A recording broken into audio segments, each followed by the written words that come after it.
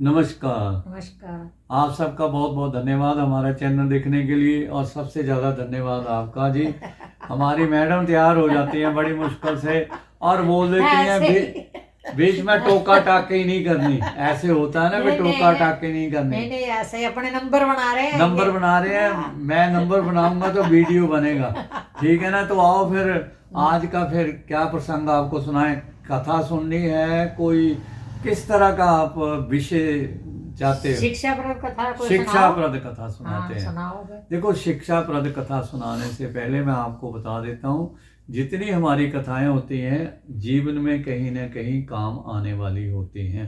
तो इसलिए अब जैसे हम पति पत्नी हैं, हम एक दूसरे का साथ देंगे तो घर गृहस्थी जो अच्छी चलेगी। एक मैं शुरू में आपको एक लाइन सुनाऊं। जब हम विवाह शादी में नए नए विवाह का जो होता है ना दृश्य की, पति पत्नी होते हैं, तो पति जो होता है विष्णु रूप होता है, क्योंकि उसने मुक्त मुक्त जो है विष्णु भगवान का है। हाँ जी। और जो लड़कियां होती हैं वो लक्ष्मी रूप होती हैं। कई जगह तो लड़कियों को भी मुक्त पहनाते हैं, तो वो लक्ष्मी। अच्छा। वैसे भी हम बोलते हैं कि जो औरतें हैं वो लक्ष्मी रूप होती हैं। मतलब लक्ष्मी प्रसन्न होगी तभी पैसे देगी ना। नहीं नहीं, भगवान जब शादी कर रहे होते हैं ना, भगवान जिस वक्त फेरों का टाइम होता है शादी, ढाई पाल पर समझते हैं ना, भगवान ऊपर से आते हैं उसी रूप में, जहाँ पति मतलब शादी हो रही होती है, भगवान आते हैं आशीर्वाद रूप देने के लिए नीचे आते हैं। ढाई पाल के लिए। ढाई पाल देख लो जी, मेरी पत्नी शास्त्री है, इसने कई ग्रंथ पढ़े हैं। ये सच है ना, इसमें तो है ना। हाँ। हिमाचल से यूनिवर्सिटी से डिग्री ली है ना, हाँ। तो इनको भी ज्ञान है। तो ये आपने किसी धार्मिक शास्त्र में पढ़ा है कि ढाई पल के लिए आते हैं भगवान, जब वो लड़का लड़की उस विवाह मंडप में बैठे होते हैं। देखो, आज इन्होंने नई बात बताई, सच बोल रहा हूँ। मेरे को कई समय पहले ये बात शायद आपने बताई थी या किसी ने और। तो अपर हिमाचल जो है या कहीं और भी, जब लड़का लड़की जो है वो वर और कन्या विवाह मंडप में बैठ जाते हैं, तो लोग आते हैं लड़की वाले पक्ष के। अच्छा जी। वो उनके चरणों पर पैसे चढ़ाते हैं और फिर उनको वस्त्र इत्यादि देते हैं, तिलक करते हैं, और काफ़ी लोग आते हैं। यंग एज में जब मैं विवाह करवाने गया तो मेरे को, तो मैंने पंजाब में या हिमाचल में ऐसा देखा नहीं था। तो अब मेरे को ये ना पता लगे कि वस्त्र और पैसे या किसके होने हैं, तो मैं भी चुप रहा। फिर दूसरी साइड के जो पंडित जी थे वो भी मेरे जैसे यंग ही थे।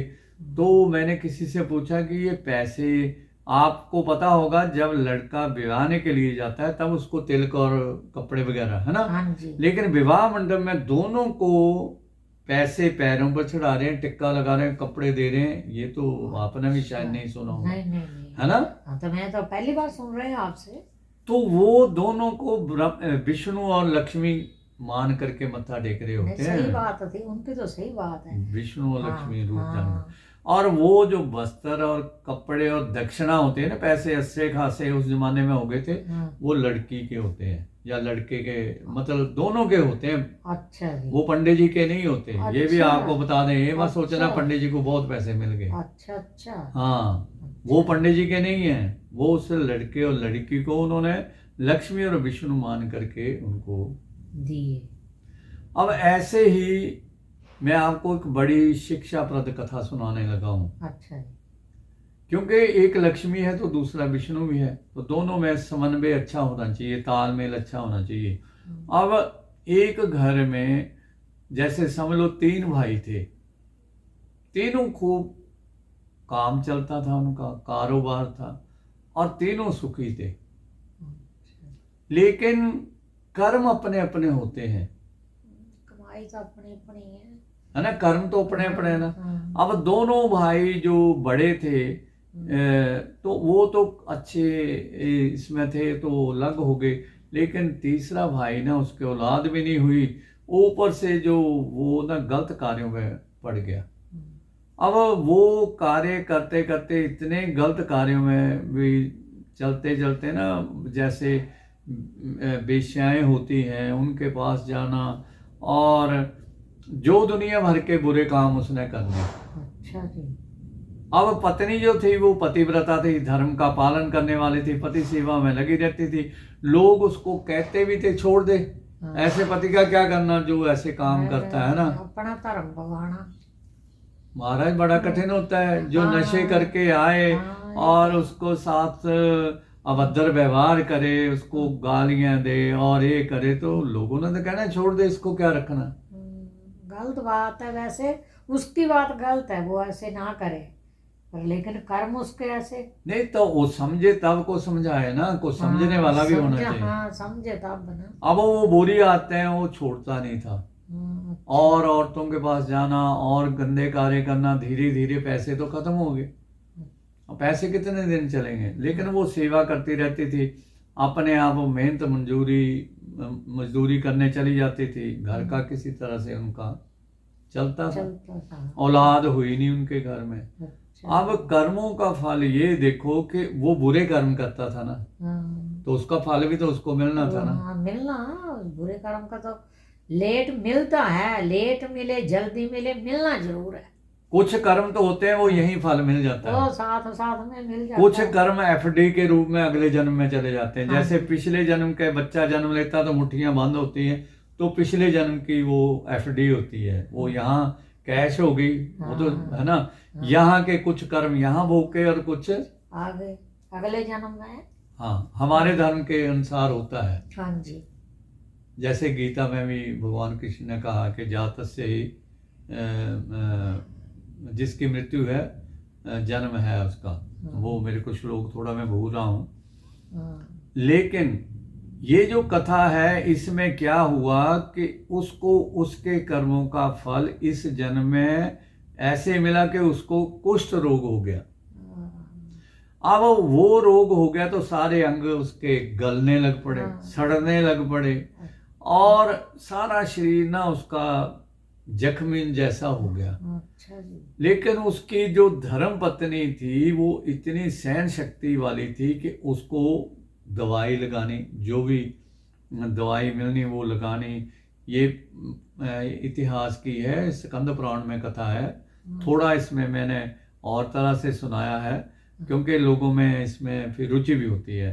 तो उसने जो भी वैद्य ने दवाई देनी उसका लेप करना और उसके जख्मों पे लगाना, नहीं तो नजदीक नहीं जाता आदमी महाराज। हाँ सही बात है, सही बात है। नहीं, धर्म निभाना तो करना ही पड़ना था।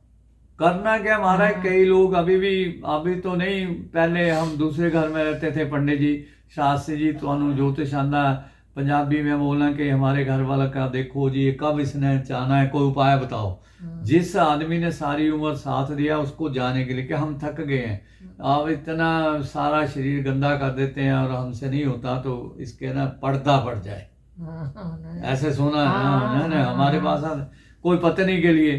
तो बड़ा निभाना बड़ा कठिन है, वो निभा रही थी, और इतना करने के बाद भी उसको समय से खाना, सुबह का भी भोजन देना, दोपहर का भी, शाम का भी देना, तब भी उसने उसको मारना पीटना और गंदी गंदी गालियां निकालना। जिसको ये कथा सुननी हो स्कंद पुराण में चले जाना, मैंने नाम नहीं बताया, कईयों का नाम होता है, फिर लोग कथा में वही नाम सुन के ना अगले को टॉर्चर करते हैं। हम ऐसा नहीं कर सकते, ब्राह्मण है।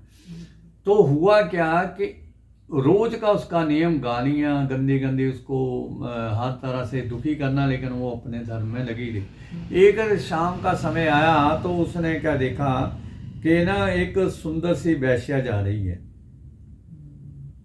उसके पति ने देखा कि सुंदर सी वेश्या जा रही है। अच्छा जी। और बड़ी सुंदर थी, तो वो जाता रहता था, उसको कहने लगा कि मेरे को इससे मिलना, इसके पास लेके चलो। उसने अपना पत्नी धर्म निभाया होगा। वो पत्नी कहने, कोई और पत्नी होती कहना दाओ दफा हो जाओ, मैं नहीं लेके जाती, कोई भी नहीं लेके जाता महाराज। ऐसी तो कल्पना बड़ी दूर की बात है। मैं भी अगर मैं पत्नी होता तो मैं तो उसकी शक्ल नहीं मुड़ के देखता। वो तो धन्य थी, वो लेके पतिव्रत अपने धर्म पर अडिग थी। वैसे तो गलत है, ऐसे आदमी को मैं नहीं सपोर्ट करता ना, कि बार बार गलती करे, है ना। तो ले चली, उसने कंधे पर उठाया और ले चली। अच्छा। रात का, शाम का समय था, शाम को चली तो रात हो गई जहां उसने पहुंचना था। रास्ते में अंधेरा ज्यादा था, तो एक आवाज आई कि जाओ, जिसने मुझे इस अवस्था में भी मेरे को हिला के दुख दिया है, तो उसकी सुबह होते मृत्यु हो जाए। अच्छा हाँ जी, ऐसा। अच्छा। तो उसने देखा ये कौन है, देखा एक संत है, उसको ना फांसी दी हुई है, अरे और बिना कारण के दी हुई है, कारण भी उसका कोई नहीं। अब दुखी हुआ क्या, कंधे पर उसको उठाया हुआ है, अपने ध्यान में चली हुई, उसकी टांग उससे लग गई। अब जिसको किलों से ऐसे किया हुआ है संत को, उससे तो बददुआ निकलनी है ना। अच्छा जी। अब वो तो बड़ी हैरान हुई, बार बार प्रार्थना करने लगी, कहता मैं बेगुनाह था, मेरे को ये फांसी की सजा, और इसको भी फल मिलेगा, मैं बड़ा दुखी हुआ, अब ये नहीं वापस हो सकता। अरे अच्छा। वो कहते अब सुबह होते इसकी मृत्यु हो जाएगी, कहती हो जाएगी, कहती अब सुबह ही नहीं होगी। इतना अच्छा वो धर्म पत्नी कहते अगर मैं पतिव्रत धर्म का पालन करती हूँ, हाँ, देख लो अच्छा। कितनी पावर्स होती हैं पतिव्रत धर्म का पालन करने से। अच्छा। लोगों को ये आधुनिक जमाना जरूर लगता है, लेकिन इसमें मैंने ऐसी ऐसी माताएं बहनें देखी हैं जो जो बोलती हैं वो सच हो जाता है। ये सच बोल रहा हूँ। आप जैसी दुनिया में रहते हो वैसे लोग आपको मिलते हैं। अच्छा, ये मतलब तो जो हाँ, जैसा होता है उसको हाँ, वैसे लोग वैसे मिलते हैं ना। मिलते हैं, हाँ। हम इस अध्यात्म की दुनिया में या सामाजिक दुनिया में रहते हैं, हमें वैसे लोग मिलते हैं, बड़े लोग ऐसे ऐसे मिल जाते हैं जो बोलते हैं कि साक्षात हमें ऐसे हुआ, दर्शन हुए, वो सारा है ना। तो ये पतिव्रत धर्म को पालन करने वाली थी, कहती जो अगर मैं पतिव्रत धर्म का पालन करती हूँ तो सुबह नहीं होगी। अच्छा अच्छा। अब रात ही रात, एक दिन बीत गया, 2 दिन, 3 दिन जब बीत गए कि अंधेरा, अब जब सुबह नहीं होगी तो सूर्य नहीं उदय होंगे, और फिर सूर्य नहीं निकलेंगे तो सारी सृष्टि में हाहाकार मचना ही है। पेड़ पौधे सब धूप से खिलते हैं। तो जब हाहाकार मच गया, सबके सिंहासन हिल गए, तो देवी देवताओं ने फिर उसके पास जाकर के प्रार्थना की कि हे देवी तुम हट जाओ, संसार नहीं चलेगा। वो कहाँ हटने वाली थी महाराज, वो तो हट गई। तो सब ने सोचा इसका समाधान, कहते मेरा पति जीवित हो जाए। कहते इस अवस्था में भी बथेरा उसको समझाया कि तुम्हें तंग करता है, ये करता है। तो वो कहने लगे नहीं, मेरा ये पति है, और कभी मैंने भी कोई ऐसे कर्म किए होंगे या इसने भी किए होंगे जो हम ये फल पा रहे हैं। तो उन्होंने फिर स्वर्ग से, देखो अमृत जो लोग बोलते हैं ना, अमृत वैसे तो स्वर्ग में मिलता है, ये गरुड़ पुराण में भी लिखा है और पुराणों में भी है, ब्रह्मलोक में तो है ही है। तो स्वर्ग से इंद्र आदि देवता वो लेके आए, अमृत का कलश भर के लाए, उसके ऊपर भी छींटा दिया, उसको पिलाया भी, और वो जीवित हो गया। अब जीवित हो गया तो उसका शरीर भी ठीक हो गया। तो पिछले कर्मों के कारण उसको ये दुख मिला, और इस जन्म में भी उसने आकर के अच्छे कर्म नहीं किए तो ये दुख मिला। फिर वो दोनों भक्ति में लीन हो गए, बहुत अच्छा। फिर दोनों भक्ति में लीन हो गए और भगवान को प्राप्त हुए, मुक्ति को प्राप्त हुए। ये स्कंद पुराण में आप कथा सुन सकते हो, वहां जाओ, हमारे ग्रंथों में अनेकों अनेक कथाएं हैं। जिनको भक्ति भाव में जाना है या दुनिया में भी रहना है तो ये समझ लो, पति पत्नी दो, एक गाड़ी के 2 पहिए हैं। एक भी पहिया पंचर हो गया ना तो फिर गाड़ी नहीं, साइकिल ही समझ लो, साइकिल का एक टायर पंचर हो जाए फिर वो चलेगी नहीं, स्कूटर की चलेगी। किसी की भी गाड़ी का एक टायर जो पंचर हो जाए या खराब हो जाए, तो इसलिए ये जीवन रूपी गाड़ी को चलाने के लिए आप सबको ऐसे ही रहना है कि दोनों को अच्छा व्यवहार करो। तो वो गृहस्थी जो है, घर गृहस्थी जो है, जब वो समाज जो है, वो देश जो है, नगर है, वो अच्छा बनेगा। अच्छी चीजों से देश बनता है या समाज बनता है, बुरी चीजों से है जो युद्ध में है, लिपटे हुए या कहीं है। अच्छी सोच रखोगे तो तरक्की ही निश्चित है। इसलिए आज के मॉरल में हम ये समझ सकते हैं कि अच्छा व्यवहार सबके साथ करना चाहिए, या फिर दूसरे शब्दों में कहे कि कैसे हमको जीवन व्यतीत करना है, कैसे हमको जीवन व्यतीत करना चाहिए, या कैसे समाज का निर्माण होगा, या कैसे समाज बनेगा, अच्छा समाज बनेगा, कैसे अच्छा समाज बनेगा। तो ये हाउ इट्स पॉसिबल, ये पॉसिबल भी होता है, अच्छी चीज़ों से अच्छा होता है और बुरी चीज़ों से बुरा होता है। तो ये कथा मैंने आपको सुनाई और आपने भी सुनी होगी, और ये पुराणों की एक पौराणिक कथा है। ये कोई काल्पनिक नहीं है। इसको मैंने थोड़ा इसको अपने ढंग से सुनाया है। अच्छा, तो बड़ी आनंद देने वाली कथा है कि अच्छा व्यवहार करो तो अच्छा ही होता है, अच्छा ही होता है। अच्छे कामों से अच्छा ही होता है, बुरे काम करने नहीं चाहिए। ये जीवन मिला है बड़ी मुश्किल से, अच्छे कर्म करो। तो चैनल देखने के लिए आप सबका बहुत बहुत धन्यवाद। और आपका फिर धन्यवाद बैठ जाती हो कि जैसा हम बोलते हैं लोगों का होता भी है, पर्सनल मैसेज भी आते हैं, को लोग पर्सनल बोलते हैं, वैसे कमेंट नहीं करते हैं। तो अच्छा है, आप कमेंट करके हमें ये बता सकते हो कि हमें ऐसे सब्जेक्ट के ऊपर कथा सुननी है, वो भी हम आपको सुनाएंगे। चैनल देखने के लिए बहुत बहुत धन्यवाद। और देखते रहिए हमारा चैनल ओम ब्लॉग हुशियारपुर, देखते रहिए, सब्सक्राइब भी करिए चैनल को, कमेंट भी करो जरूर कैसा लग रहा है हम दोनों की बातचीत है। बिल्कुल कमेंट भी करना जरूर, बिल्कुल बिल्कुल। हो सके तो शेयर भी कर दो। धन्यवाद नमस्कार, धन्यवाद नमस्कार। धन्यवाद, नमस्कार जी।